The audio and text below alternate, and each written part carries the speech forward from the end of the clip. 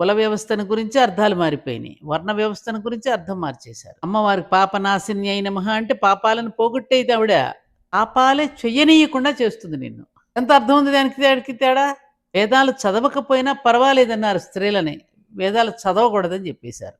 శూద్రులు దేవాలయానికి వెళ్ళకపోయినా పర్వాలేదు, వెళ్ళాల్సిన అవసరమే లేదు, వాళ్ళే దేవుళ్ళని చెప్పారు. ఎందుకని? మనమంతా పారేసినట్టు పనికిరాని చెత్త మీద వాళ్ళు కూర్చుని ఉన్నారు పాపం. నాకెంత బాధేసిందో. రుణం తీర్చుకోగలరా మనం? ఇప్పుడు కాదు దేవుడు. నువ్వు పారేసిన చెత్తంతా కూడా మోసుకెళ్తూ క్లీన్ చేస్తూ, డ్రైనేజీలు క్లీన్ చేస్తూ, ఒళ్ళంతా కంపులో కూర్చుని అట్లా వెళుతున్నాడు అంటే రుణం ఎలా తీర్చుకోగలుగుతాం మనం? ఆలోచించామా?